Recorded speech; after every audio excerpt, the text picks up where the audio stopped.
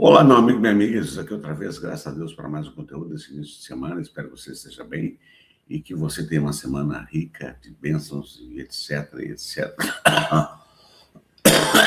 Sem corte, sem gravação, sem nada.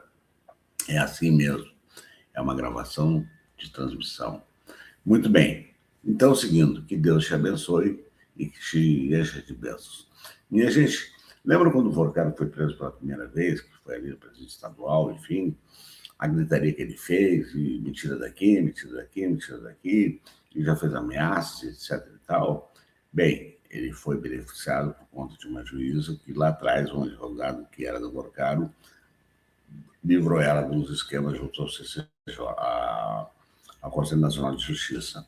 Mas a grande verdade é que depois ele teve aquela prisão domiciliar, mas ele continuou fazendo a sua fatura dele e veio então a questão de prendê-lo num presídio federal. Eu acho um absurdo, mas isso nós vamos ter no conteúdo de amanhã, que já está imperdível. E para lá ele foi, então depois foi referendado por ainda sem o voto de Schumann, nesse dia que estou gravando, mas já era. Foi dado, então, uma continuidade, e ele ficou sabendo que foi mantida a prisão dele no presídio federal e ficou esmurrando a parede, teve que ser socorrido, enfim. E há indícios de que ele possa afetar uma delação.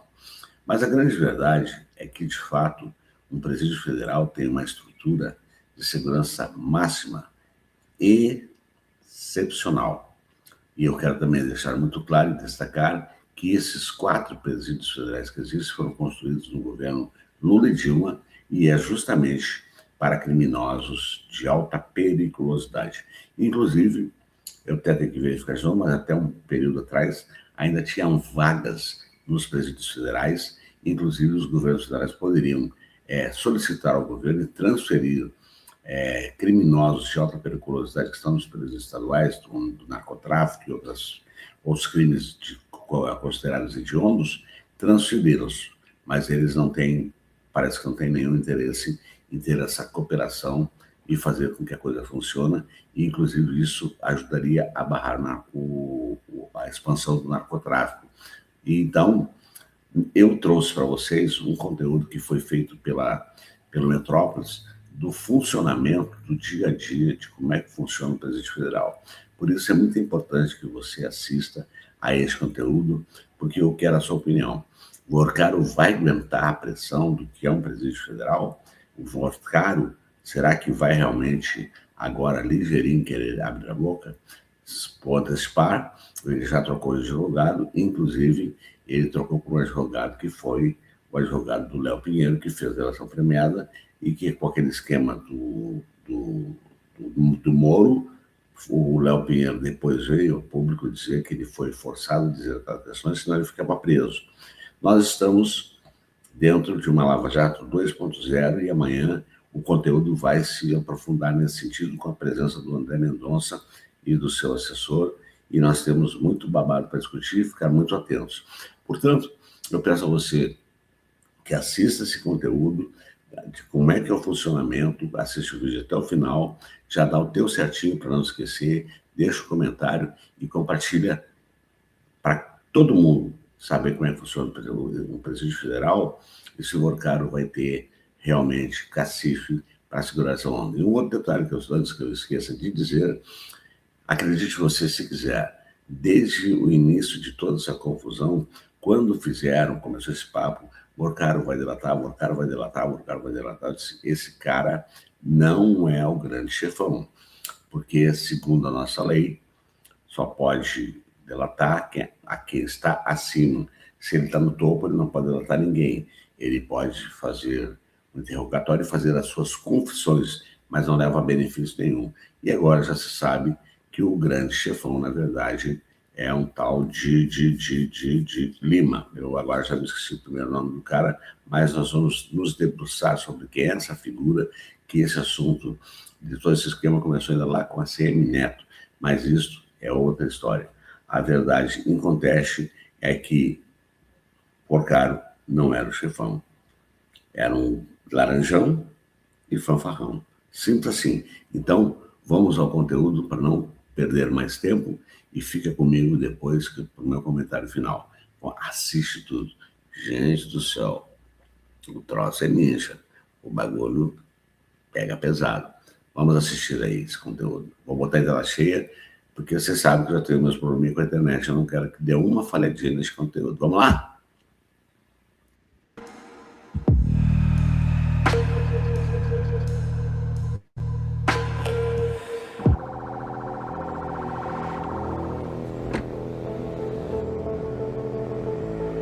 Quando eu chego no Presídio Federal, desembarco numa área já dentro da penitenciária, me encaminham para uma sala.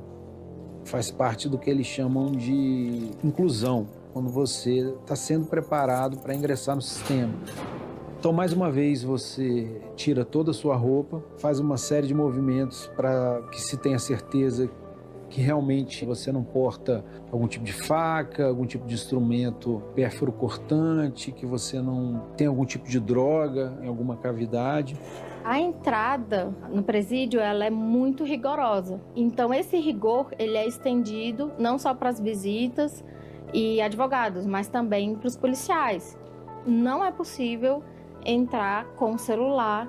Existe, inclusive, um armário. Quando eu ingresso, no sistema penitenciário, eu sou atendido por uma série de profissionais, por uma série de entrevistas, responde questionários, psicólogos, assistentes sociais, dentistas, assessoria jurídica. O preso ele passa a ter uma vida lá dentro, então tudo isso é acompanhado pelos profissionais. Você tem direito a estudar, você pode fazer inclusive o curso fundamental, ensino médio, alguns à distância, então dentro do presídio você consegue estudar, inclusive. Toda essa atividade que é feita fora da cela é acompanhada. Só que existe também a conduta dos internos lá dentro. Eles não podem andar com a cabeça erguida, eles têm que andar sempre olhando para o chão. Como os policiais, principalmente os policiais penais federais, eles têm um alvo, eles são constantemente ameaçados por facções criminosas, que exatamente lutam contra esse sistema mais rigoroso do Estado, eles tomam todas as precauções. Então, assim, por mais que dentro da penitenciária seja um ambiente relativamente controlado, eles tentam não dar muitas informações, não citam nomes, se tratam por chefe, independente do cargo. Eu estou preso numa cela de regime disciplinar diferenciado, RDD que eles chamam. Quando um preso ingressa no sistema penitenciário federal, ele passa 20 dias enclausurado nessa cela, inclusive sem direito a sair para o banho de sol. Ele toma o banho de sol dentro da própria cela. É o maior, com espaço onde o preso pode ficar tomando banho de sol. Há umas fendas no teto por onde os raios solares passam e você consegue tomar o seu banho de sol ali. Durante esse primeiro dia, eu recebi um kit de higiene pessoal e também de limpeza, além de um enxoval com peças de vestuário. Toda vez que o interno sai da cela, essa cela ela passa por vistoria dos policiais. Não só para ver se tem alguma mensagem, algum bilhete escrito, algum potencial armamento escondido, mas também para ver a questão da higiene. A limpeza da cela fica a cargo dos próprios internos.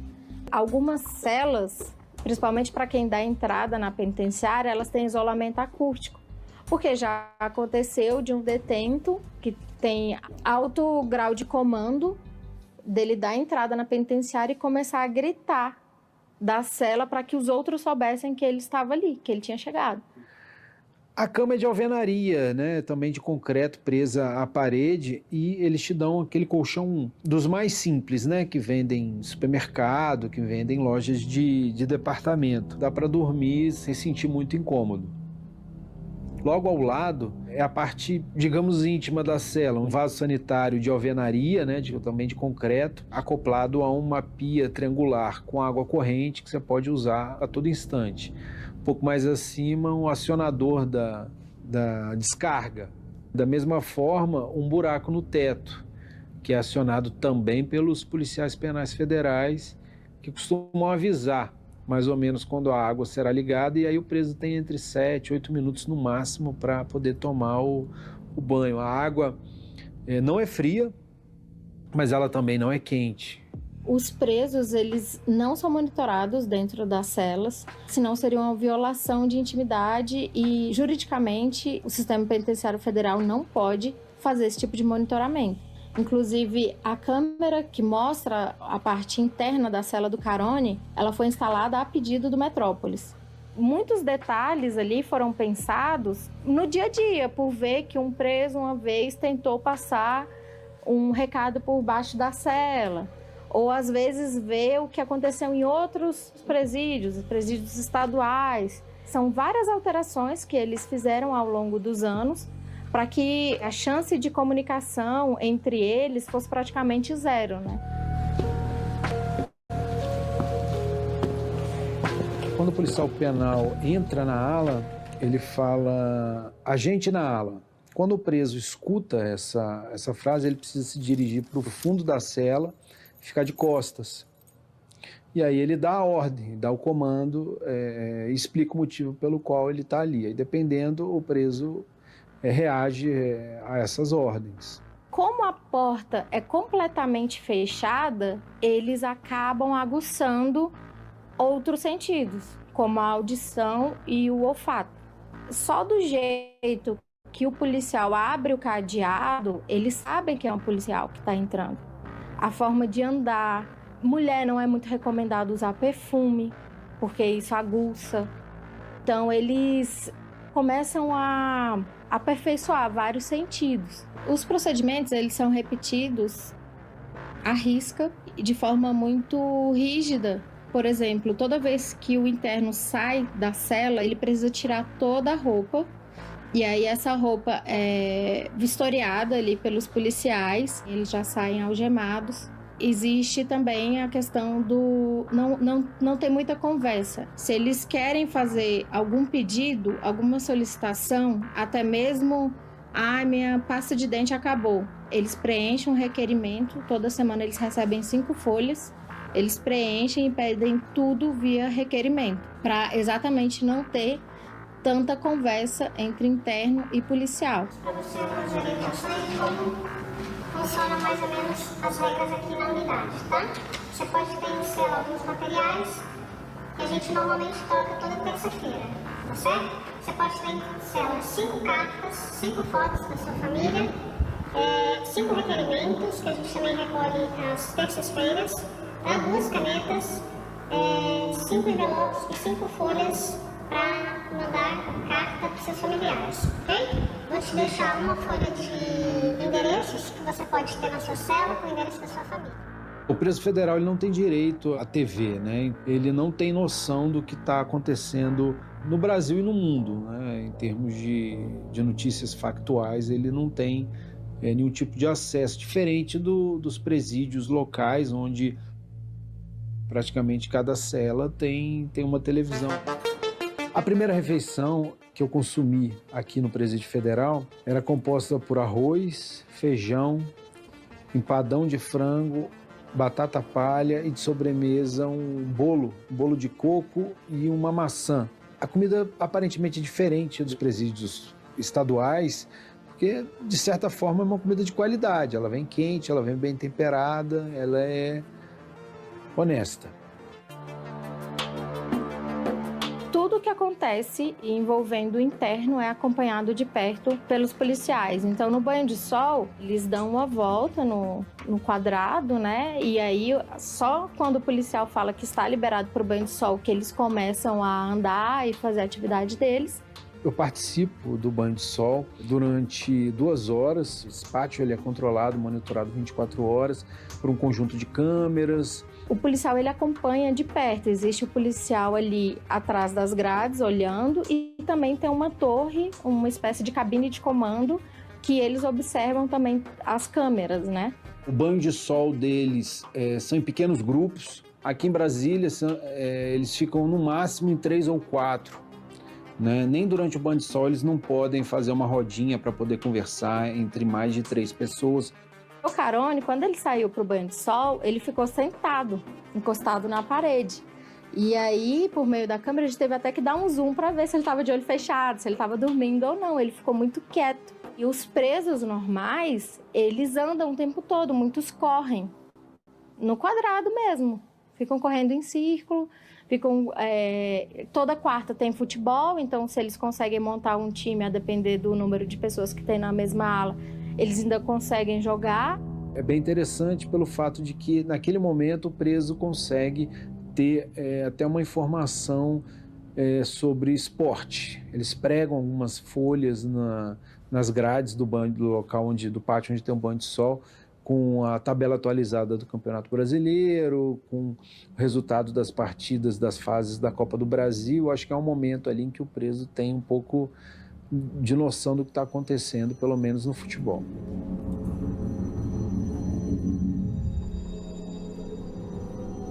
As visitas são feitas por meio do parlatório, que existe uma cabine, são 3 cabines, e os familiares podem visitar os internos e os advogados. Os familiares geralmente vão com roupas coloridas e eles entram no parlatório e a conversa é feita por meio de telefone e aí é tudo monitorado também. É um vidro resistente, né? Praticamente à prova de balas, assim. Também existe, além do parlatório, um espaço destinado para audiências virtuais, visitas virtuais também. Então, o interno que tem um familiar distante, ele pode fazer videochamada, mas aí também sempre monitorado por policiais de dentro do presídio.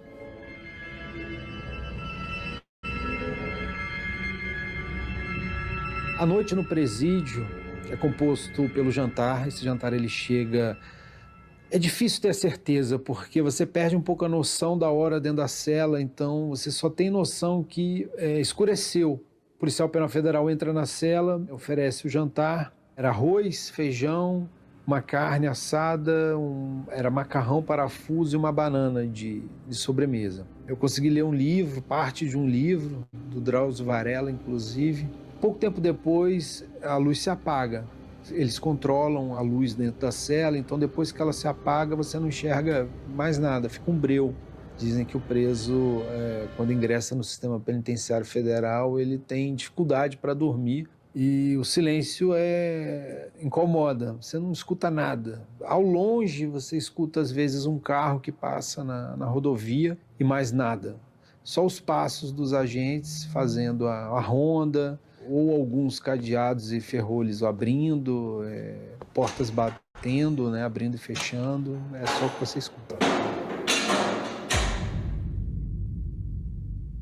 Existem armários repletos de armamentos. E na própria torre também existem aberturas para que os policiais possam atirar, se for o caso, de uma tentativa de invasão, sem serem atingidos. Então tem aberturas nas laterais da torre e no teto, para que eles consigam até mesmo derrubar aeronaves. Realmente tudo foi pensado para que, no pior cenário, eles possam atuar. Tem um arsenal muito grande aqui dentro, que conta não só com um blindado, que é praticamente um carro de guerra, mas como armamentos pesados, além de viaturas, helicópteros. No Presídio Federal, eu acordei com os agentes, entrando na ala para servir o café. Pão com manteiga, café com leite e uma fruta. E logo depois foi expedido o meu alvará de soltura e eu saí. Pude trocar de roupa e caminhar pelo presídio, dessa vez sem a cabeça baixa.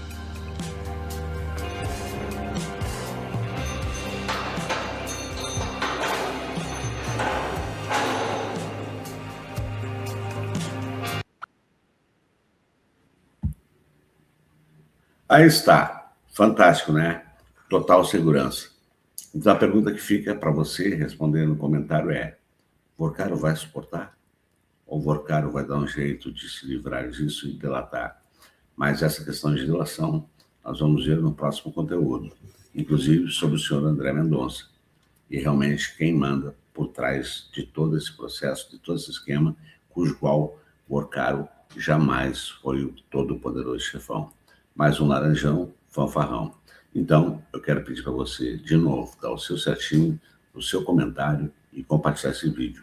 E, por fim, eu vou estar com você a adquirir o meu novo livro que está na Hotmart, que é Encontro Motivacional com Jesus. Opa, não está entrando no meu livro aqui para você ver. Encontro Motivacional com Jesus. Vou deixar na descrição no primeiro comentário fixo, assim como o grupo Voz Libertadoras, que eu tenho convidado vocês, mas parece que não está tendo interesse, gente. E o YouTube está segurando os conteúdos dos canais progressistas. Portanto, sua ajuda é muito importante. E ajuda a eu chegar às horas que eu preciso para monetizar o canal. Por isso que eu peço sempre, assiste até o final sempre o conteúdo, tá bom? Então o recado é esse. Deixe seu comentário com esse questionamento. O Borcaro vai aguentar ou o Borcaro vai arreglar? Porque o Presídio Federal não é de barbada. Eu vou ficando por aqui,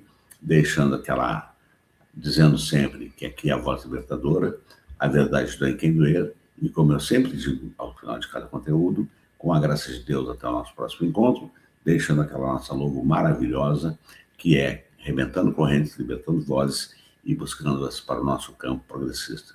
E, por fim, um grande beijo no teu coração e o meu velho e famoso fui.